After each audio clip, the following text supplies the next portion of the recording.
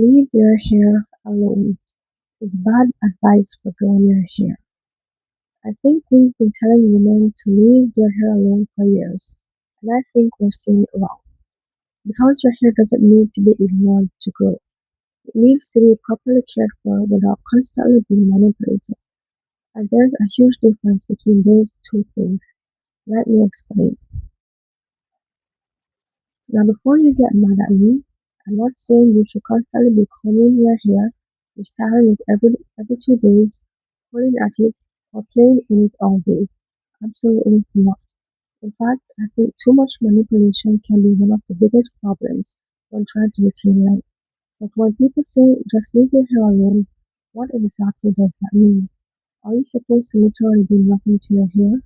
Never wash it, never condition it, never moisturize it, never detangle it, never touch your scalp? Obviously not. Your hair still needs care, and that's where I think we need to change the conversation. Let's start with what I call hand manipulation.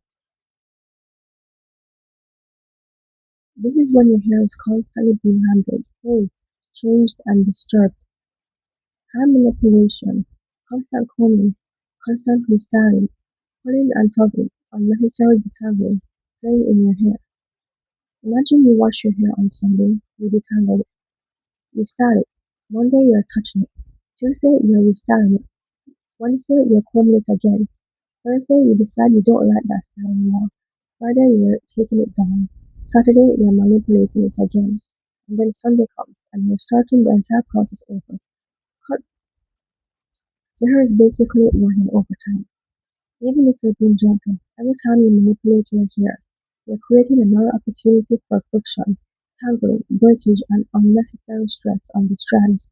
And if you're constantly pulling around your edges or wearing styles that are too tight, that's another problem altogether. But here's where I think the phrase leave your hair alone becomes misleading, because the solution isn't don't touch your hair. The solution is don't manipulate your hair unnecessarily. Those are two completely different things. Don't avoid care. Avoid unnecessary manipulation. Your hair doesn't need to be completely ignored. It needs to be managed. And that's where no manipulation comes in.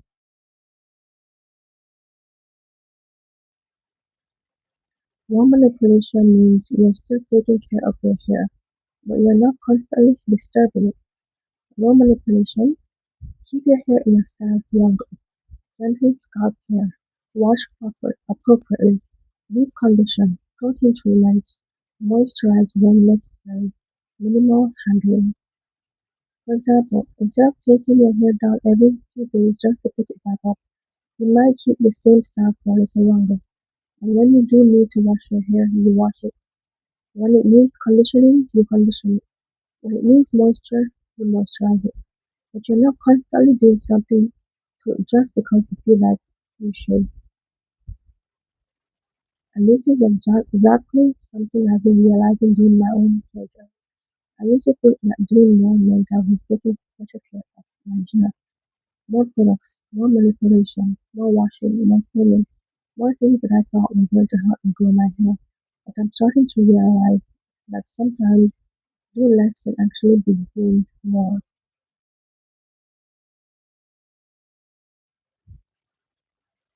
Now, I want to make one thing clear. No manipulation does not mean neglect. Keeping your hair in a style for 2 weeks doesn't mean you shouldn't take care of your scalp. Washing your hair less frequently doesn't automatically mean you're taking better care of it.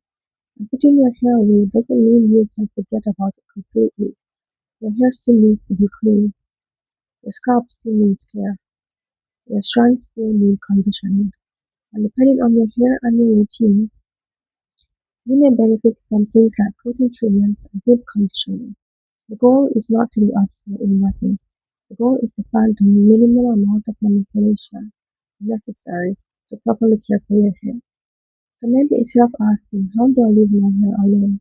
You should be asking, how can I care for my hair while manipulating it with as little as possible? Because there's a difference between touching your hair to care for it and touching your hair because you can't leave it alone.